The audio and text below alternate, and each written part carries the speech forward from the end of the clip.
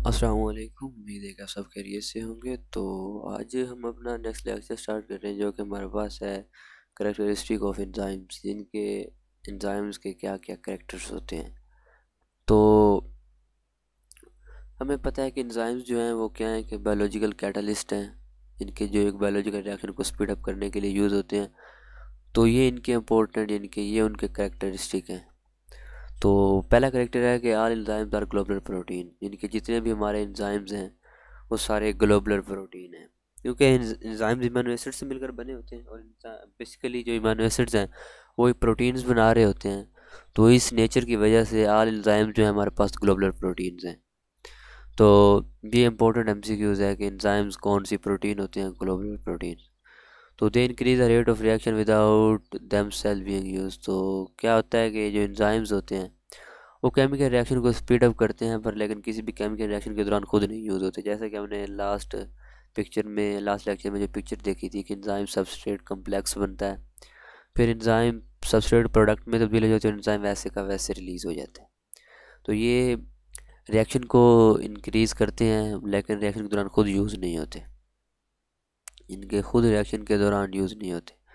आगे है कि इनकी जो प्रेजेंस है does not affect the nature of properties of and product. इनके क्योंकि ये एक रिएक्शन में प्रेजेंट होते हैं तो सिर्फ ये अपना रोल प्ले करके मतलब साइड पे हो जाते हैं। इनकी जो प्रेजेंस होती है वो एक रिएक्शन की एंड प्रोडक्ट को कभी भी इफेक्ट नहीं करती, इनकी उसकी प्रॉपर्टीज़ चेंज नहीं करती।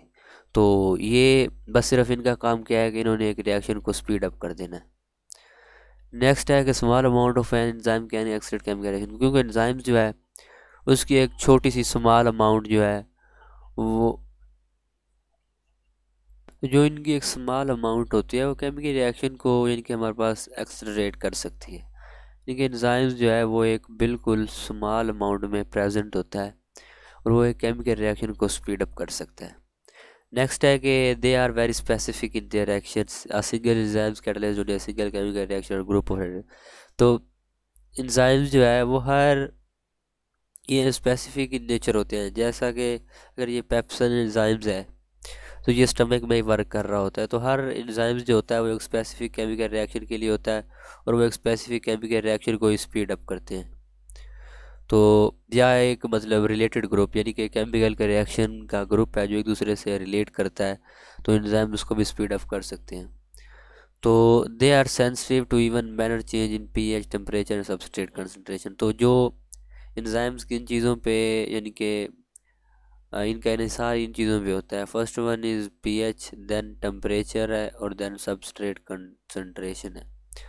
तो एंजाइम्स जो है कुछ एसिडिक एंजाइम्स होते हैं वो एसिडिक पीएच पे वर्क करते हैं, कुछ बेसिक एंजाइम्स होते हैं जो बेसिक पीएच पे वर्क करते हैं, कुछ न्यूट्रल एंजाइम्स होते हैं जो न्यूट्रल पीएच पे काम करते हैं। टेम्परेचर, इनको भी बॉडी का टेम्परेचर जितना होता है उतना चाहिए होता है। अगर टेम्परेचर बढ़ेगा तो भी एंजाइम्स डी नेचर हो जाएंगे और अगर टेम्परेचर कम होगा तब भी एंजाइम्स अपना वर्क नहीं प्रेजेंट कर सके। लेकिन इन्हें एक स्पेसिफिक टेम्परेचर चाहिए होता है जिसे हम ऑप्टिमम टेम्परेचर कहते हैं, और वो ह्यूमन बॉडी का 37 डिग्री सेल्सियस है या 98 डिग्री हाइट है।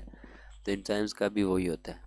तो some enzymes require a cofactor for their proper functioning. तो हमें पता है कि जो एंजाइम्स होते हैं इनको अपनी प्रॉपर फंक्शनिंग के लिए एक नॉन प्रोटीन पार्ट चाहिए होता है। उस नॉन प्रोटीन पार्ट को हम कहते हैं कोफैक्टर, और एंजाइम्स को अपनी प्रॉपर फंक्शनिंग के लिए कोफैक्टर चाहिए होता है।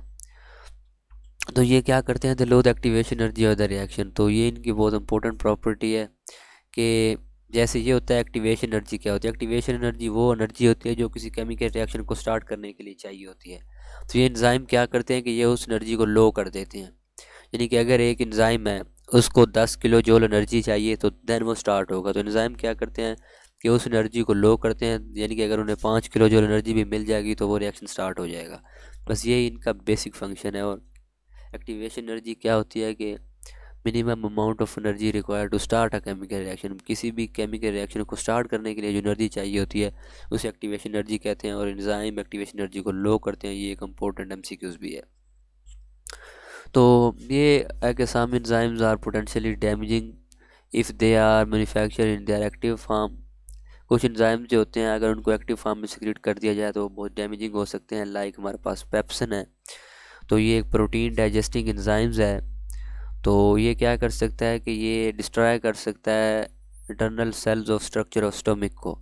इसकी वजह से एक इनएक्टिव फॉर्म में पैदा किया जाता है जिसे हम कहते हैं पेप्सिनोजिन।